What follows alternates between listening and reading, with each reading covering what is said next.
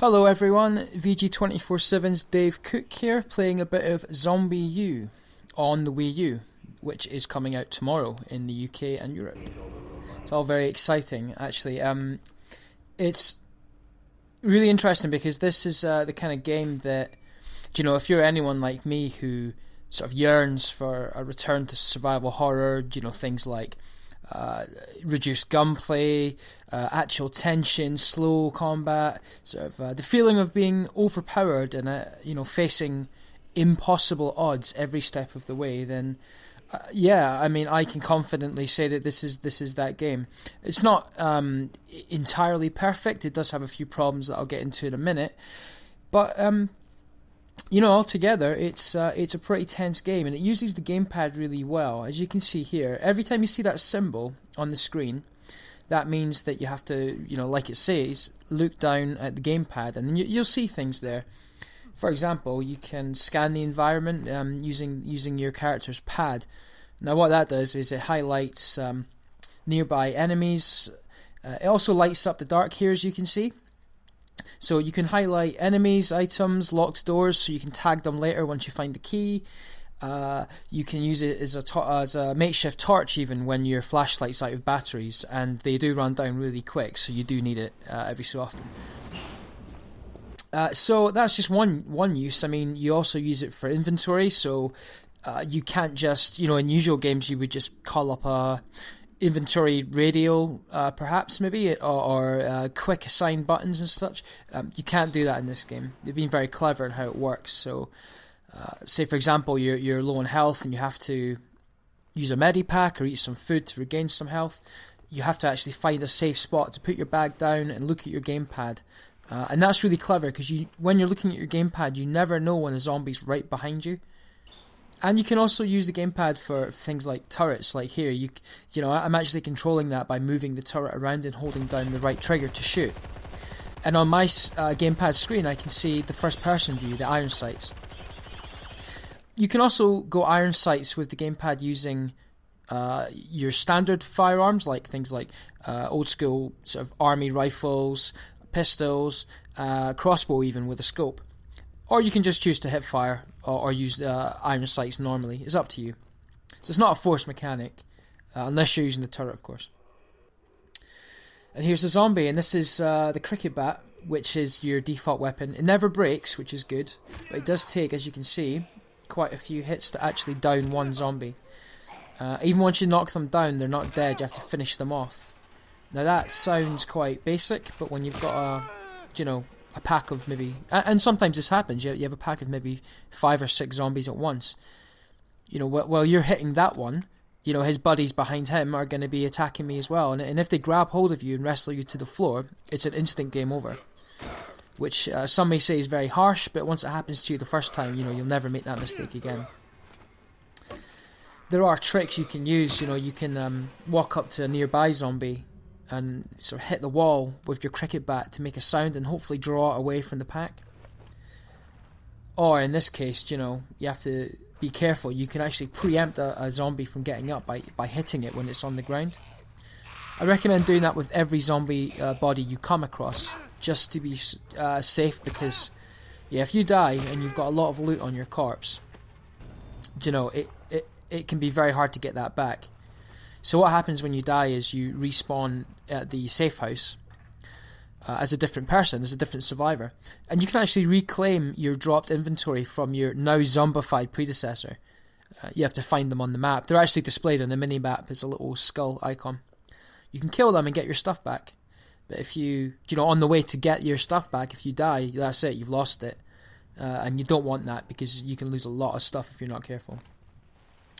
Now this scene in particular is very, very cool. It uses visuals in a really neat way. I'll say that the visuals aren't, they're on par with what you know from PS3 and Xbox. They're nothing beyond the norm. But I think because the game is so dark and it doesn't have to render every texture, they've been quite clever, Ubisoft, with things like particle effects and things. I mean, it starts raining here, and it actually adds a lot of tension. Especially because you can't hear things as well. Your visibility goes right down, and it's dark enough as it is. I mentioned in my editorial about the game, which you can read on VG247 right now, that there's a scene just after this bit. You know, you get through this maze of freight containers. You go through an office into this wider area, which is completely windswept. There's a giant storm in the way. You can hear zombies, but you can't see them. So you can use the scanner, like I just did there, to sort of pinpoint where the zombies are. You basically press a sonar button, which sounds like a kind of ping, and anyone who's watched the Aliens film will really appreciate the mechanic, because it makes this eerie little blip whenever there's a movement nearby. But because there's a lot of like rats and crows and other wildlife scurrying around in the undergrowth, the scanner picks them up too, so you can never be quite clear what is a zombie and what's a harmless rat. You can also eat the animals too if you capture them, but you have to be aware that some are rotten and some are fresh. You know, the rotten ones will take away some of your health. It's a complete gamble when you eat the rats though, if they're rotten or not. It doesn't actually tell you, so I would just avoid eating them altogether, because when you eat a rotten one, your health gets zapped. So I wouldn't recommend that at all. So there you go, I'm tagging, there was 3 crows on the left there, and there was a zombie on the right. Now, it also tags dead zombies as well. So you never quite know if one's going to attack you. Obviously that one's standing up, so it will. And here we go, let's see if we can take him down. Another thing is you never get any other melee weapons, apart from syringes, but I'll go into them in a minute.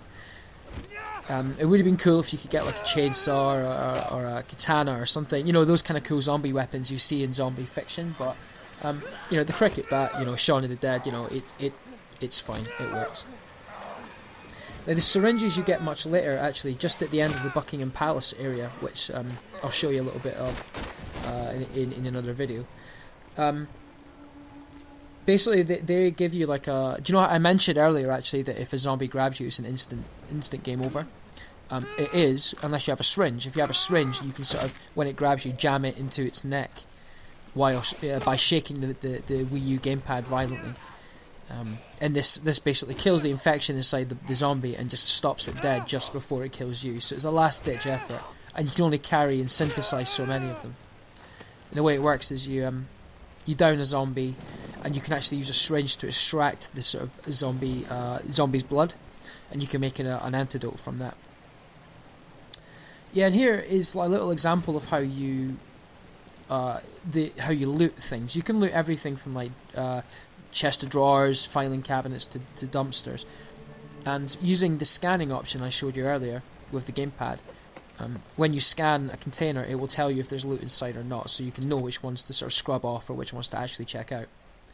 Because going to check out, you know, a lockbox or something when there's loads of zombies around could mean the matter between life or death. I mean, I could have been checking that dumpster while that zombie snuck up on me, and I wouldn't know it because I was looking at the gamepad.